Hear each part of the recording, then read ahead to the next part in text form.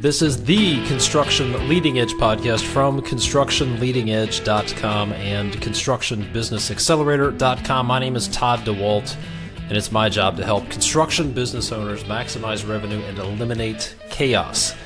This is the 100th episode of the Construction Leading Edge podcast. If you had told me back in March 2014 that I would survive 100 episodes, I'm not sure I would have believed you. But here we are, 100 episodes into the Construction Leading Edge podcast, and this is being released on January 1st, 2019. So this episode is a little different. I'm going to share a few things with you. First of all, I'm going to share some of the counterintuitive lessons, the surprising lessons that I've picked up from coaching and talking with and speaking to contractors, trade organizations, coaching clients practically every day for 2018. So some of the counterintuitive and surprising business lessons that I picked up in 2018, I'm going to share that with you. And then if you've ever wondered, what is this guy's story? Who is this Todd DeWalt guy? Where did he come from? What's his deal? If that's a question that you've ever wondered, I'm going to answer that. I'm going to share some of my story. I don't know that I've done this, maybe bits and pieces of it, but I'm going to share my backstory and then talk about what's the vision behind the Construction Leading Edge podcast and the website and the Construction Business Accelerator program. What's the mission? What's the vision? I'm going to talk about that. And then I'm going to share with you what's my plan for 2019 and let you know what I've got planned for the upcoming year. And if that sounds good to you, if you're down with that, then let's get started with some of the counterintuitive and surprising lessons that I picked up in 2018. So the first one is that most business owners' problems aren't really problems at all. Let me say that again. Most of your problems, if you own or manage a construction business, most of your problems aren't really problems at all. They're actually symptoms of underlying problems. And one of the reasons that you're not having any success solving those problems is because you're not really addressing the underlying problem. You're addressing the symptoms. You're putting Band-Aids on bullet wounds, and you're treating heart attacks with Tylenol. You're treating the symptoms. So let me give you a couple of examples. And again, this is what I've picked up after working with coaching clients and talking to contractors practically every day in 2018. So two of the biggest issues that contractors deal with, symptoms. They think they're problems, but they're actually symptoms. Number one is cash flow. They think that cash flow is their problem, but in reality, cash flow crunch is what I call it, is a symptom of potentially a combination of or a whole bunch of different underlying problems, including poor planning. There's also opportunity cost. And if you're not sure what opportunity cost is, just go to my website and search for opportunity cost. That's a big subject to get into. Bad estimating is also an underlying problem that leads to and presents as cash flow problems. Being afraid to send invoices, being afraid to charge for change orders is an underlying problem that leads to cash flow issues. I'm going to talk more about that later on. Another big root cause is what I call ticket starvation. Doing work for free, as you can imagine, can lead to cash flow issues. So I've actually got a bunch of resources available that'll show you what these underlying root problems are for cash flow, and I'll tell you about how you can get those later on. One of the other biggest problems, well, what business owners call problems, but I call symptoms, is just working too much. I talk to a lot of people who maybe from a financial standpoint, business is going well, they don't have cash flow problems, but they're working 60 to 80 hours a week. They don't have time to do anything they want. They don't have time to spend with their family, and that's a big problem. But the reality is that working too much issue is a symptom of a lot of other underlying problems, including not delegating enough, being a micromanager, not being able to package projects up properly and hand them off to the people in the field. Sometimes if you're in this situation, you could be spending 8 hours or 10 hours a week just communicating with customers, responding to text messages and emails and phone calls and just being a call center, and that gobbles up an incredible amount of time. Not scheduling your subcontractors well enough is a root cause of one of the root causes of these problems. Not managing expectations with clients, not clearly defining expectations up front on what they will do, what you will not do, and then not holding your customers accountable and managing those expectations throughout the process. Another root cause of working too much is thinking that you are the only person who could do something, thinking you are the person who can do it best.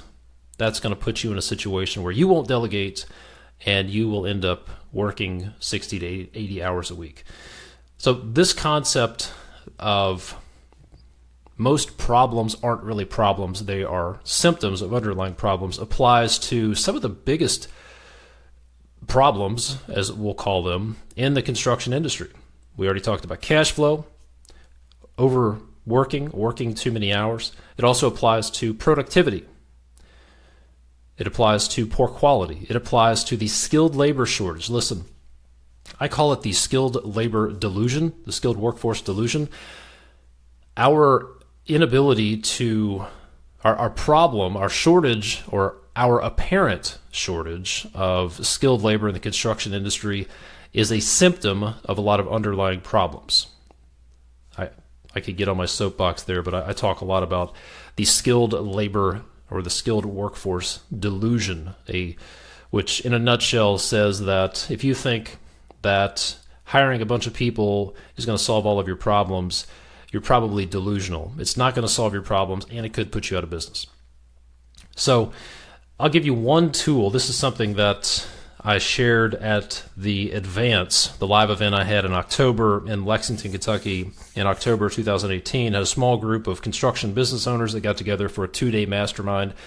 And one of the most valuable exercises we went through was looking at symptoms and then identifying root causes using the 5 whys approach. This is a 6 Sigma lean manufacturing, sexy type tool, but it's really not complicated. If you want to find out how that works, just Google 5 whys, not the letter Y, but 5 WHY, and you'll find that exercise. But if you want to actually solve your problems, then the first step is to get past the symptoms and identify the underlying root cause problems, and then you can actually put systems and processes in place to solve those problems. So the next counterintuitive, surprising lesson that I took away from 2018 is that success is about subtraction.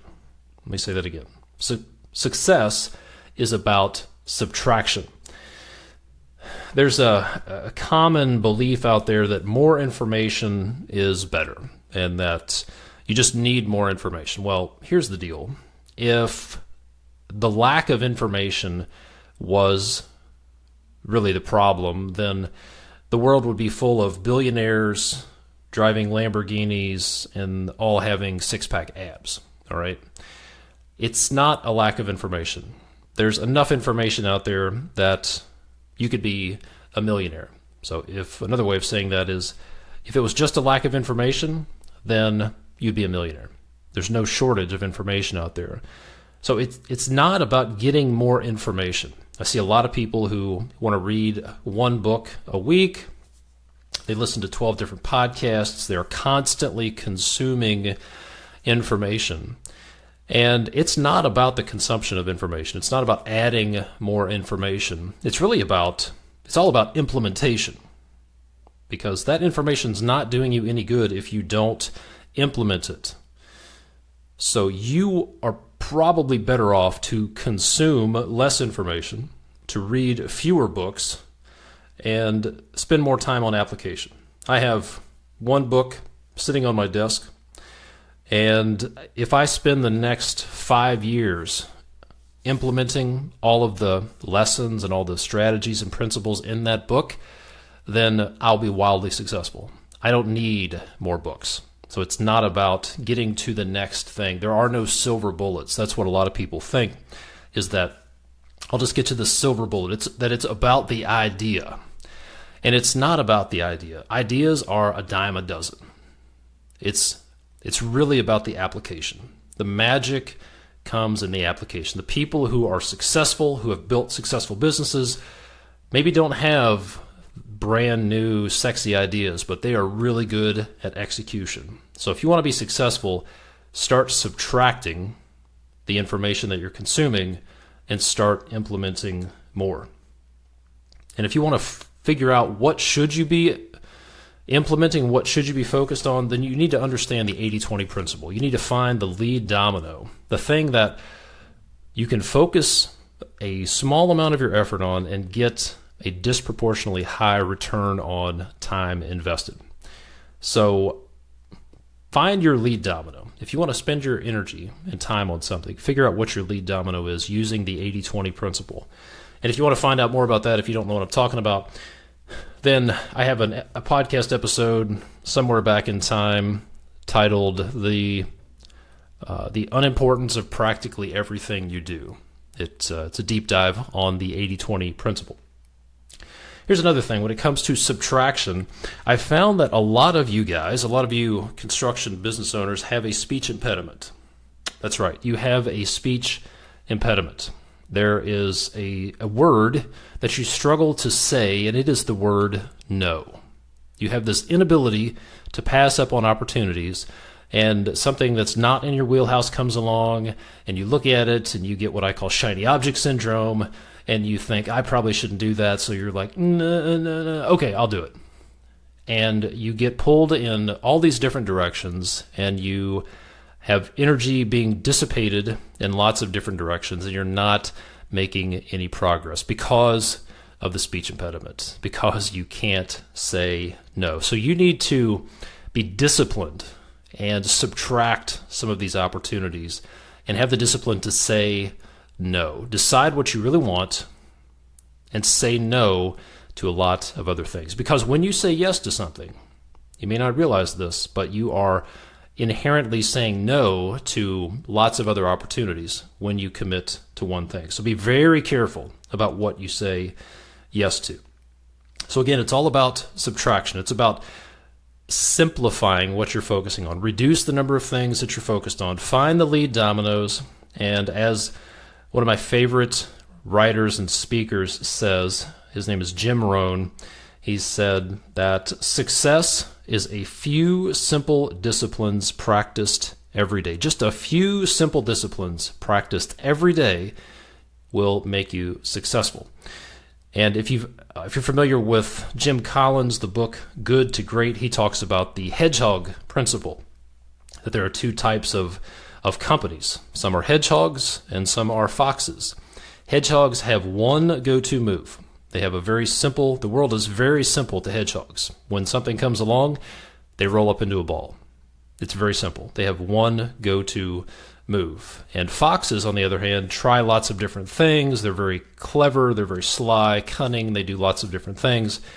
But when Jim Collins and his team studied companies that went from good to great, they found that most of them were what he called hedgehog companies. So figure out what your hedgehog principle is. Subtract opportunities, subtract things, get down to the bare minimum, figure out those few disciplines that you need to execute on every day, and then subtract everything else. The third surprising lesson that I took away from this year is that if you're a construction business owner, maybe I'll be more broad. If you're a leader or a construction business owner, your biggest challenge isn't out there, okay? Your biggest challenge is not the economy, it's not the labor shortage, it's not customers, it's not your competition, it's not the government, it's not tariffs, it's not taxes, it's not China, it's not Donald Trump, it's not the Democrats or the Republicans, it's not healthcare. The biggest problem that you face is not out there. Frankly, your biggest problem is you. In just about every conversation I have with a business owner for the first time, I tell them, quote, you are your own worst enemy. You are your own worst enemy.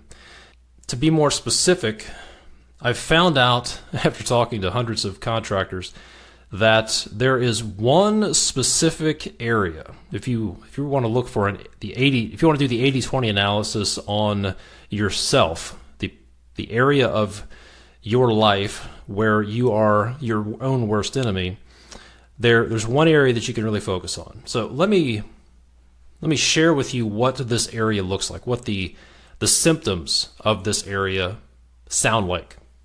So here are some of the symptoms. You don't charge enough. You don't charge for change orders. You don't make calls to prospects. You don't pick up the phone and ask for work. You're not sending out enough estimates. You're not sending them out in a timely manner. You're not following up on estimates. You're not following up on invoices. You're avoiding tough conversations with clients. You don't set expectations with clients or with employees, and you don't hold people to those expectations. You don't value your work enough. You don't value yourself. You are not sharing bad news. You avoid conflict. You're not growing your team. You're reluctant to delegate. You struggle with what I call imposter syndrome. You're concerned that in the back of your mind, at some point somebody's going to walk in, point their finger in your face and say, you have no business running a construction company. You're not going after bigger projects. You're not trying to grow your business. You're afraid to look at your bank statement. You're afraid to look at financial statements. You are paralyzed. You have the paralysis of analysis. You're so concerned about making the wrong decision that you don't make any decision. You're a perfectionist. You think if it's not perfect, I can't send it out. That's perfectionism. You're constantly wondering, what if? What if this happens? What if they quit? What if this guy leaves me? What if the competition steals my people away from me? You're not holding people accountable. You're not hiring and firing at the right time. You're wondering, what will people think?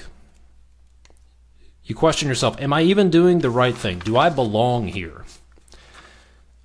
So if any of those sound familiar, then you're not alone. Most contractors I talk to struggle with this thing, and this thing is fear. At the root of so many problems is fear.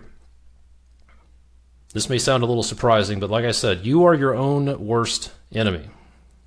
And your fear will never go away, but you need to be able to recognize fear, not be motivated by fear, not let fear tell you what to do and what not to do, but you need to recognize that it's fear and then have the self-awareness enough to know that it is fear and then know what to do. This is frankly, one of the most powerful and impactful things that I've done with some of my coaching clients whom I work with one-on-one is identifying areas of fear, where the fear-based mindsets are that are holding the business back. Because here's the deal. As the leader of your company, best case, you are holding your company back. Worst case, you are sabotaging the company's success and your own success. So it's imperative that you get your mindset right, that you upgrade your mindset, that you upgrade your psychology, that you understand fear, and you have the discipline to make the right decisions in the face of fear. The book that I mentioned that sits on my desk, that is Think and Grow Rich by Napoleon Hill. And one of the statements he makes in the book is one that I've written down several times, and it's this, quote, "Thoughts tend to clothe themselves in their physical equivalent." I'll say that again. Your thoughts tend to clothe themselves in their physical equivalent. So whatever you think about is going to show up in your life. So if you think about fear-based mindsets, fear-based mentalities, fear-based self-talk, you have to ask yourself, is that what you want to show up in your life? Probably not. So you need to upgrade your mindset. And here's the thing. If you want different results, if you want to earn more money, if you want to have less stress, if you want to have less chaos, if you want to start a business, whatever it is, if you want different results, then you have to change the way you operate. You have to change the way you act. You have to change the way you behave. You have to change the way you talk. And if you want to change those things, then you have to change the way you think. And this is where a lot of people mess up. They try to change their behavior without changing the mindset, without changing the way they think. So if you want to change your results, you have to change the way you act. If you want to change the way you act, you have to change the way you think. And if you want to change the way you think, you have to change what you believe. This is where a lot of root problems are. You have to go find the fear-based beliefs that you have and the wrong beliefs and the limiting beliefs you have. You have to root those things out and change them. And the good news is when you change those beliefs, then you upgrade your operating system. The example I use is my brother. He's a cheapskate, and he has an iPhone 4. All right, so this is 2019. I don't know when the iPhone 4 came out, but it's about 5 or 6 or 7 generations old. And his phone is so old that he can't download updates anymore. If he were to try to download an update to his operating system, his phone would be wrecked. So there are things that are just impossible on the iPhone 4 that are very possible on just about every other iPhone that's functional today because of the operating system. So your mindset is your operating system. If you want to see different results, then don't try to change the way you behave. Go fix your mindset, and that will change the way you operate, the way you talk, the way you behave, the results you get almost automatically. Upgrade the operating system that is your mindset, and you're going to see different results eventually. So if you want some more information on that, go back and listen to episode number 82.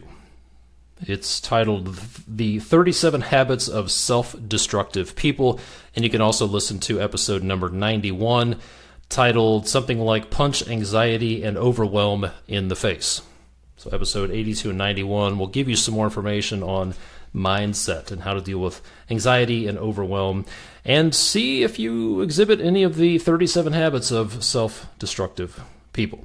So we're going to talk more about mindset at the end. So those are the 3 business lessons that I took away, the counterintuitive learnings that I took away from 2018. Now, let's talk about my story, and then I'm going to talk about the vision. What's my purpose? Why did I start this podcast? Why do I do what I do? And I'll start with my story. It was 2003. I started my own business. I had gradually built some stuff on the side. I was building custom homes and made the jump to go full-time. And this was 2002 or 2003. Made the jump to full-time. I was working for a commercial general contractor prior to that, and had the idea, hey, I am tired of these guys making a lot of money off me. I'm going to go do my own thing. I know how to build buildings. I built hospitals and office buildings and lots of other stuff, built a few houses. I knew I could do it, and I thought, hey, I can build, therefore I can be a builder. And made the jump, started my business. Things went pretty well. And then fast forward to 2004, I had made a variety of mistakes. I had a partner I had brought on, and he stole money from me. Really didn't bring any value to the table, didn't do what he said he was going to do. In hindsight, I didn't need a partner, never should have brought a partner on.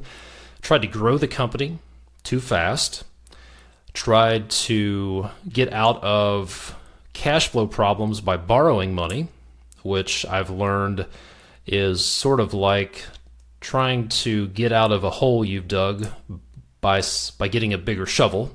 Doesn't work very well. If you find yourself at the bottom of a hole you've dug, the best thing you can do is put the shovel down and do something different.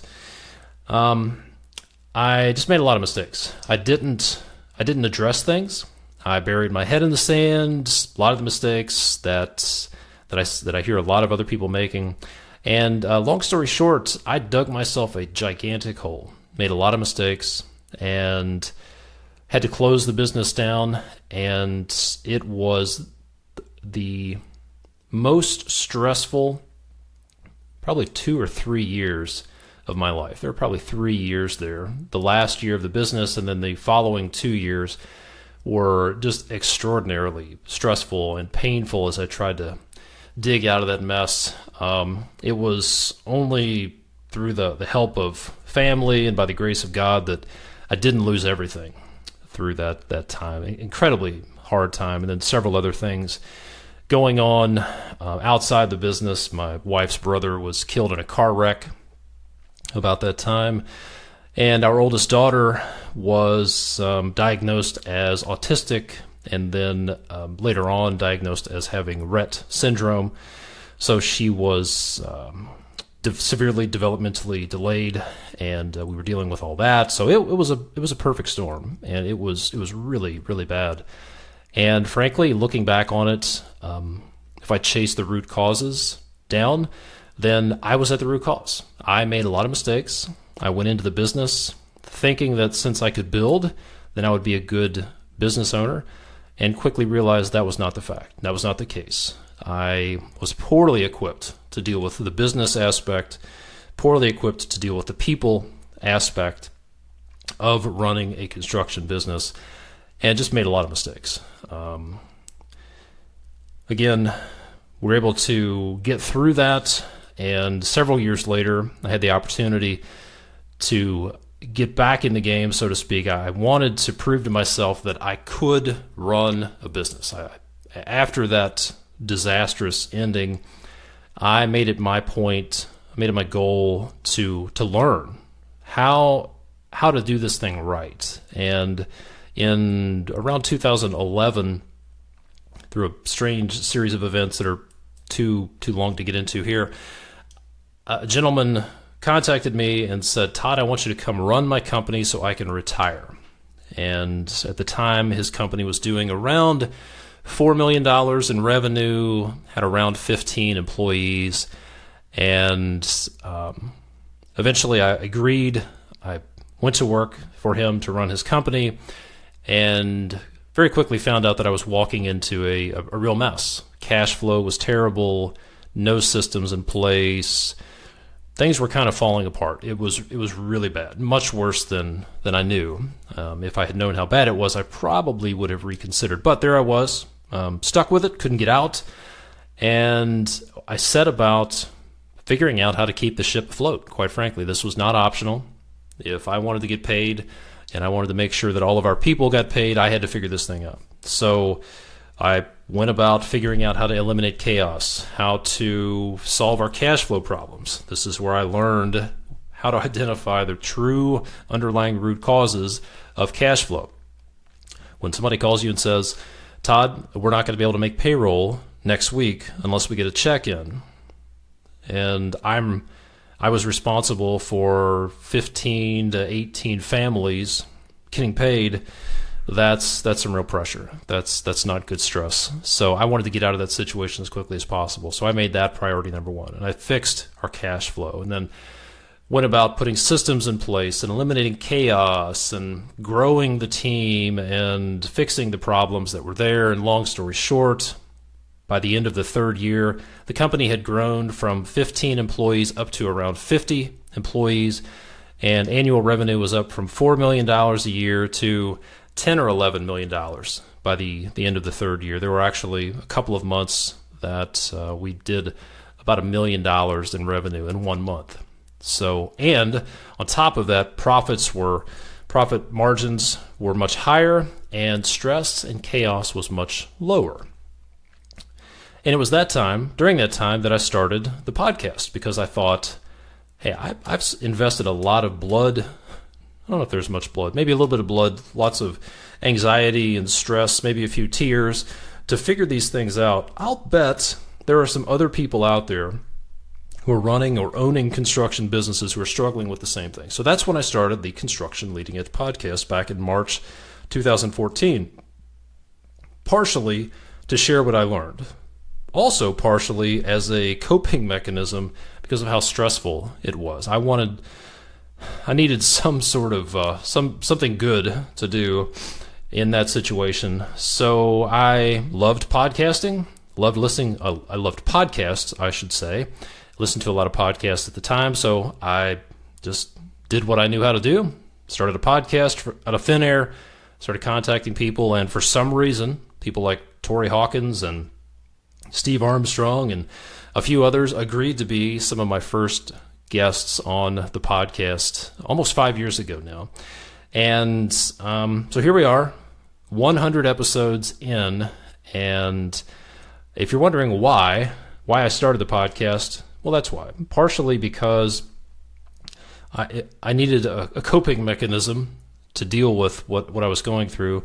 Also, I wanted to share. I hated the idea that I spent all this time and energy developing these strategies and then they just went to waste. So I wanted to be able to pass these things along and help other people. And then really, I wished, I guess what it came down to was I wished that somebody had been there to help me back in 2004, 2005. If there was somebody, if there was a resource like this that could have helped me avoid all the pain and financial damage and stress and gray hair that I went through because of the mistakes I made, then I would have taken advantage of it. So I wanted to build something that I wish I had 10 years earlier. Hopefully that makes sense. So if there's something I could do to help somebody, if I could help one person avoid everything that I went through, to avoid 3 years of hell and torment from closing down my business and all the mistakes that I made, then I wanted to do that. That's the least I could do to try to help other people. So that's why I started the podcast. And then it has gradually evolved into several other things, which brings me to the vision of what I'm up to. What's my vision? What's my mission? What am I trying to accomplish with the Construction Leading Edge podcast, the website, and the Construction Business Accelerator program and my coaching program? Well, I'll start with the problems that I want to solve, because maybe that's just how my brain works, but my mission is to solve problems. So some of the problems that I am dedicated to solving include, we have a bad reputation. Our industry has a bad reputation, and I just don't like it. I want to fix that. That's one of the lower level reasons, one of the lower level problems I'm trying to solve. Some of the more important ones include our employees are disengaged, they're unhappy. In some cases, they are actively disengaged. We have, by some estimates, we have around 7 million people working in the construction industry in America. And some have said that 2/3 of them are disengaged. It means they're not plugged in, they're not dialed in to their jobs. 2/3 of 7 million people are disengaged. And that's a shame. That is unfortunate.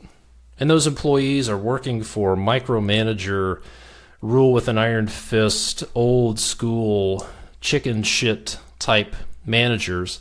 And that has an effect on their quality of life. It affects their home life. They take their problems home with them. Maybe they're working too much. They're frustrated. They take it out on their wives, their kids. There's this domino effect on mental health. This is probably an issue that's talked about too little, but the mental health of our 7 million employees is not great, and it's probably due in large part to the work environment. It's not the work, because I've worked with some people who operated in live sewage every day, and in the right environment, people can do just about any kind of work. But I'm convinced that it's the culture and the leadership and the work environment, not the physical work, but the company culture that people are working in that is frustrating to them, and it's having a domino effect, a negative domino effect. Then there's the customers, the people who are having homes built or having office buildings built or having hospitals remodeled or having driveways replaced. Whatever it is, they're having bad experiences, and they're unhappy with the quality, the schedule, the cost of the work that's being done. That has a domino effect on the community. And then there's the business owners. They're the people who have pushed all their chips to the middle of the table. They've got personal guarantees on their lines of credit and their accounts with their suppliers, and they've put their personal livelihood on the line to make sure payroll is covered and to carry the risk. And they are stressed out, in some cases miserable. I've talked with business owners who've said that they wished that they could just quit and go get a job. They're actually jealous of people who just have a job. They're losing money. They're losing sleep. They have no line of sight on how things are going to get better. They're hopeless, just hopeless. They have no hope. They don't see their business as a source of wealth, certainly not a source of joy. They have no idea how they're going to retire from their business. They're just surviving day to day, just trying to keep this thing alive, and they're miserable. And when things go badly, they're dealing with bankruptcy. They have debt, dealing with the anxiety and stress from financial problems, and then that has a domino effect on their health and on their family. They're working too much. They're not spending time with their kids or with their spouses, and you just see how this has a domino effect. So what I wondered was, what if there was a way to help business owners run their businesses profitably and in such a way that it's low stress? What if business owners could turn their businesses into well-oiled machines that were sources of wealth, that were sources of enjoyment, and could generate wealth not only for themselves but also for all of their employees, and do great work in the process, take care of their suppliers and subcontractors, their employees, their customers? Think about the domino effect that would have on the customers. Customers are having better experience, therefore they're much more likely to do other projects. Think about the impact it would have on their employees. A company that has 20 employees, 20 families, think about the domino effect of just changing the culture. If the business owner is in a better space mentally and financially, think about the domino effect that would have on those 20 families who depend on that company for their livelihood. The employee is going to be happier. That's going to have a positive impact on their mental health. It's going to have a positive impact on their family's future. The list goes on and on. And then finally, think about if this went on for years or decades, think about the impact that's going to have on the reputation of the construction industry. No longer would we be the laughing stock of the butt crack jokes and the fat, dumb, lazy construction worker jokes. It would have a positive impact on our reputation as a whole. So that's what I'm about. That's my vision. My vision is to make the construction industry better in very general terms. And I help construction business owners do that because I think it all starts with the construction business owner. The business owners have the most leverage. They have the opportunity to grow a business, create jobs, create wealth for their employees, create a culture in which success is almost inevitable. That's why I work exclusively with construction business owners, because I want to set off that domino effect. Get construction business owners to a place where they can operate at maximum revenue and minimal stress and chaos, and create their businesses in such a way that it will have that positive domino effect. And one of my favorite stories comes from World War II. There was a group of P-38 fighter pilots who were stationed in the South Pacific, and Major Warren Lewis took off from the runway one day, and it was very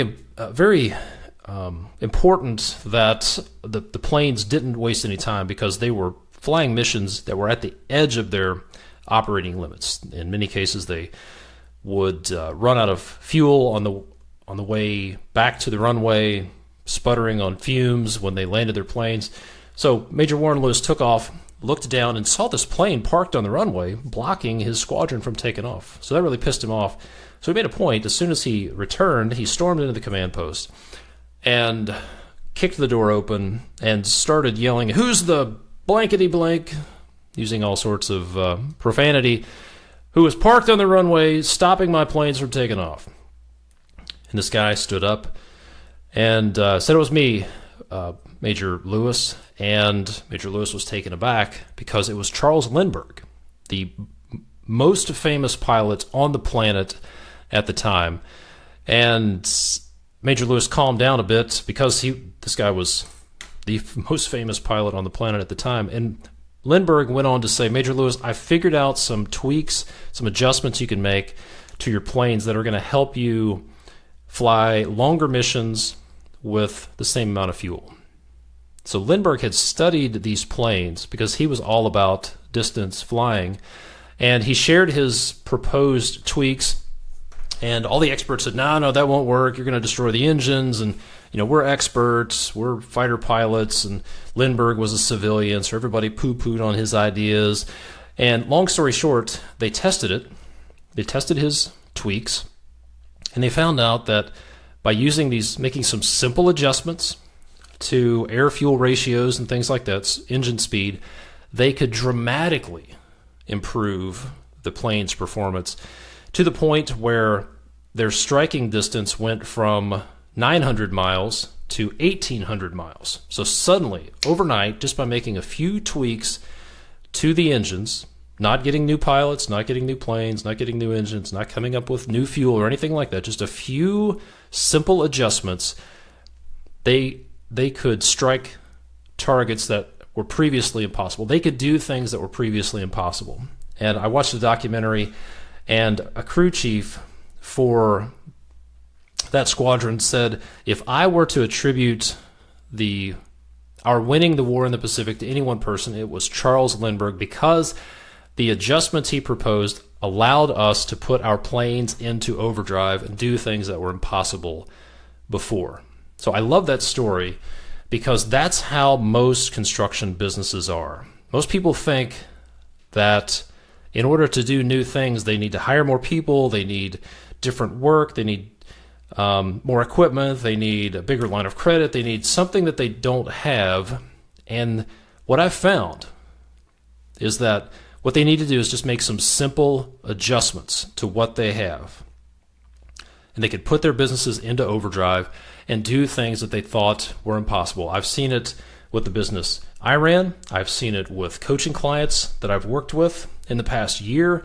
I'm telling you, it can be done. You don't need to completely overhaul your business. You don't need to do things dramatic. What you need to do is just make a few simple adjustments, and you can put your business into overdrive and do things that you thought were impossible. So that brings me to the plan for 2019. What does 2019 hold for the Construction Leading Edge podcast? What does it hold for me? What's my plan? Well, here's my plan.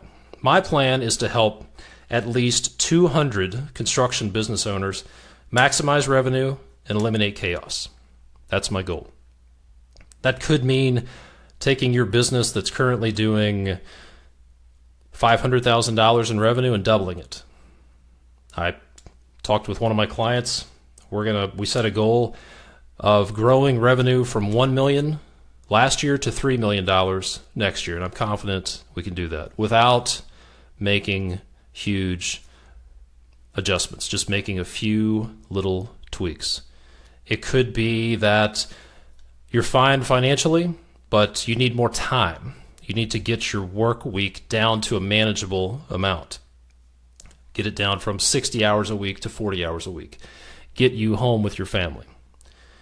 So my goal, my vision, my mission for 2019 is to help 200 construction business owners maximize revenue and eliminate chaos. And if you're starting a business, I can't imagine a better investment of your time and energy than to avoid costly mistakes, avoid years of learning curve. I'll quote Jim Rohn again. He said something to the effect of, it's good to learn from your failures, but it's even better to learn from other people's mistakes, and it's best to learn from other people's successes. So if you want to take advantage of other people's successes and mistakes, then I recommend that you take advantage of those things. So the next question is, how am I going to do that? How am I going to help hundreds of construction business owners maximize revenue, and eliminate chaos? That's a great question. 3 ways. Number 1, with the podcast. I'm going to continue cranking out the podcast. It will always be free. I'll continue to get fascinating, interesting folks on the podcast who have great things to share. I'll continue sharing stuff that I've learned on the podcast as well.